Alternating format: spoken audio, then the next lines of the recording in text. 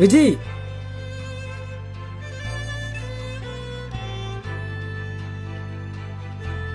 அம்மா வராங்க சொன்னல, அதான் வர முடியல. ஹாஸ்பிட்டல் என்ன சொன்னாங்க? நினச்ச மாதிரியே 2 கிட்னியும் ஃபெயிலியர் ஆயிடுச்சான். கிட்னி டிரான்ஸ்பிளான்ட் பண்ணியே ஆகணுமா. அம்மாவும் அவங்களோட ஒரு கிட்னியை தரேன்னு சொன்னாங்க. ஆனால் எனக்கு விருப்பம் இல்லைன்னு சொல்லிட்டேன். ஏன் விருப்பம் இல்லை? அதெல்லாம் உனக்கு சொன்னால் புரியாதுடா. என்ன புரியாது? அவங்க உங்க லைஃப் நல்லா இருக்கணும் தானே சொல்றாங்க.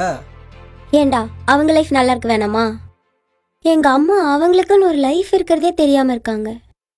உனக்கு தெரியும்லடா, எனக்கு சின்ன வயசுலேருந்தே இந்த பிரச்சனை இருக்குன்னு. என்னை விட அவங்க லைஃப் தான் ஹாஸ்பிட்டல்லே போயிடுச்சு. அவங்க ரொம்ப கஷ்டப்பட்டாங்க.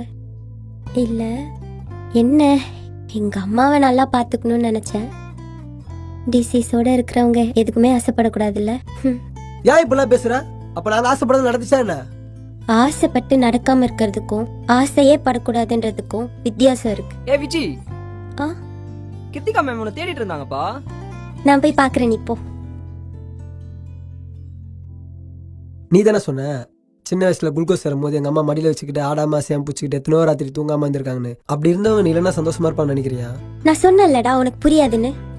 கிட்னி டிரான்ஸ்பிளான்ட் என்ன விளையாட்டா? கொடுக்குறவங்களுக்கு இன்ஃபெக்ஷன் ஆகலாம், பிபி ஹை ஆகலாம், ஏன் கிட்னி ஃபங்க்ஷன் குறைஞ்சி கிட்னி ஃபெயிலியர் கூட ஆகலாம். இதுவே எங்க அம்மாக்கு இந்த பிரச்சனை இருக்குன்னு வச்சுக்கோ, நான் ஒரு கிட்னி தரேன்னு சொன்னா ஒத்துப்பாங்கன்னு நினைக்கிறியா? சரி, இதே பிரச்சனை உங்க அம்மாக்கு இருந்தா அப்படியே விட்டு போயிடுவா என்ன? 20 வருஷம் உன்னை கஷ்டப்பட்டு வளர்த்தவங்க கிட்னி கொடுத்தா கூட தான் பொண்ணுக்கு தான் தான் கொடுத்துன்னு சந்தோஷத்துல சாவாங்க. ஆனா கண்ணு முன்னாடி பொண்ணு இறந்த அப்புறம் அவங்க நிம்மதியா தூங்க மாட்டாங்க. ஏய், என்னால் இதுக்கு மேல அவங்கள கஷ்டப்படுத்த முடியாதுடா. நீ வாங்கலனாதான் அவங்க கஷ்டப்படுவாங்க.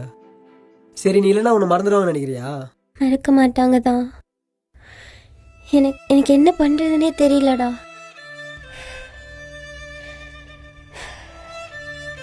சரி, நான் யோசிக்கிறேன்.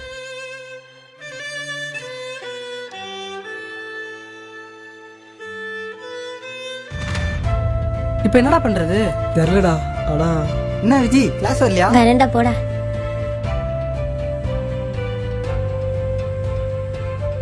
அவன் எப்போ இறந்து போக போறான்னு தெரிஞ்ச அப்புறமும் அவங்க அம்மா லைஃப் தான் முக்கியம் நினைக்கிறாள். அப்போவே அவங்க அம்மா ஜெயிச்சிட்டாங்க மச்சான்.